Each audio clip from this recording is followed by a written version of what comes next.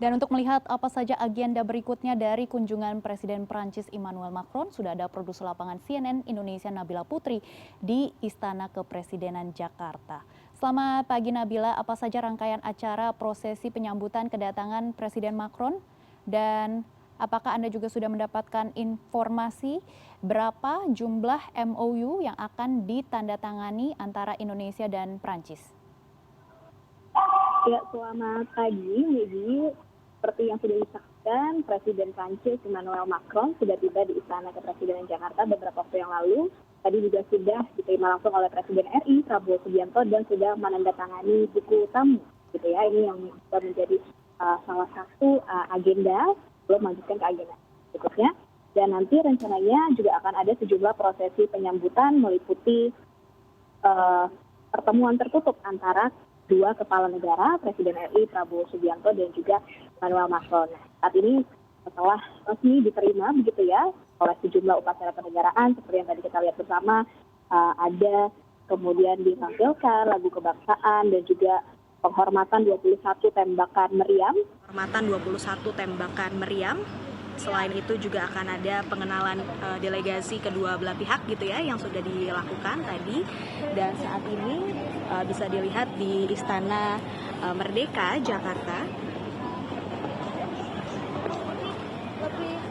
Prosesi penyambutan masih berlangsung dan sudah masuk ke dalam Istana Merdeka. Saat ini juga sedang ada pertemuan tertutup antara Presiden RI Prabowo Subianto dan juga Emmanuel Macron. Kalau melihat juga di layar kaca ini tampak kedua pemimpin tertinggi negara Indonesia dan juga Perancis gitu ya sudah duduk bersama, akan melakukan pertemuan bilateral antara kedua pemimpin negara begitu ya. Selain itu nanti juga akan ada dialog bilateral antara delegasi Indonesia dan juga Perancis. Ini yang biasanya nanti akan terbuka ketika sudah masing-masing membawa delegasinya. Itu biasanya nanti akan terbuka kepada media begitu ya dalam beberapa waktu. Nanti akan dilihat siapa-siapa saja delegasi yang kemudian mendampingi Presiden RI Prabowo Subianto dan juga yang mendampingi Presiden Prancis Emmanuel Macron. Kalau kita lihat pada saat kehadiran Emmanuel Macron sendiri ke Istana Merdeka Jakarta, ada sejumlah menteri dari kabinet Presiden Prabowo sendiri yang mendampingi begitu ya kabinet Presiden Prabowo. Diantaranya adalah ada Menteri Komdigi Mutia Hafid, kemudian juga Menteri Kebudayaan Fadly Zon, Menko Perekonomian Erlangga Hartarto, Menteri Investasi Rosan Ruslani dan juga beberapa menteri lainnya. Sekretaris Kabinet tadi juga tampak hadir mendampingi Presiden Prabowo Subianto, Teddy Indra Wijaya, bersama-sama juga dengan Presiden RI Prabowo Subianto menyambut hadirnya Presiden Prancis Emmanuel Macron. Untuk penandatanganan sejumlah kesepakatan sendiri rencananya memang akan berlangsung sekitar pukul 12.45. Megi, kita belum mengetahui apa-apa saja persisnya MOU jumlahnya ada berapa yang akan ditandatangani, karena itu biasanya nanti akan disampaikan dalam press conference antara kedua pemimpin tertinggi negara, Presiden RI Prabowo Subianto dan juga Presiden Prancis Emmanuel Macron. Namun yang sudah kemudian kemarin disampaikan sebelumnya oleh Menteri Pertahanan Syafri Samsudin, Indonesia ini akan menandatangani sejumlah perjanjian pembelian alutsista, pesawat tempur dan juga kapal selam begitu ya. Ini akan ada letter of intent ataupun LOI kerjasama pertahanan untuk alutsista strategis antara Indonesia dan juga Perancis. Selain itu di bidang ekonomi juga akan ada pertemuan business to business ataupun B2B begitu ya. Akan ada kerjasama juga yang mendorong di bidang perdagangan, investasi dan juga energi, juga ekonomi kreatif.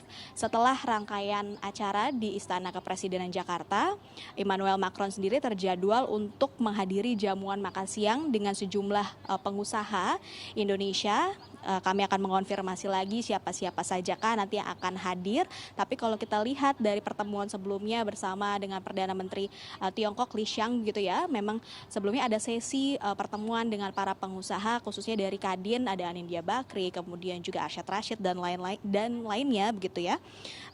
karena memang tidak hanya bicara kerjasama di bidang pertahanan saja, tapi juga banyak bidang-bidang lainnya termasuk juga bidang ekonomi yang sudah terjalin lama antara Indonesia dan juga Perancis. Apalagi tahun ini juga menandai 75 tahun hubungan diplomatik antara Indonesia dan juga Perancis. Sebelumnya Macron ini memang melaksanakan sejumlah agenda di beberapa negara di Asia Tenggara. Sebelum dari Indonesia, Macron kemudian menuju ke Vietnam dan setelah ini juga akan bertolak begitu ya ke Singapura. Kunjungan Macron selama 3 hari dari tanggal 27 sampai dengan 29 Mei 2025 ini akan berlangsung di 2 kota begitu ya, tidak hanya di Jakarta tapi juga akan menuju ke Magelang, Jawa Tengah untuk melihat langsung Candi Borobudur yang kemarin sempat ramai diperbincangkan juga soal stairlift ataupun pemasangan seperti eskalator stairlift begitu ya untuk menuju ke area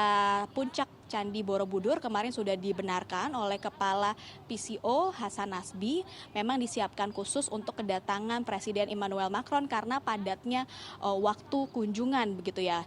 Sehingga alat tersebut memang dipasang, namun dipastikan pemasangannya ini menurut Hasan Nasbi di bawah pengawasan dari Kementerian Kebudayaan sehingga tidak merusak begitu ya, dan akan kemudian dibongkar kembali setelah rangkaian kunjungan dari Presiden Perancis ini sudah selesai.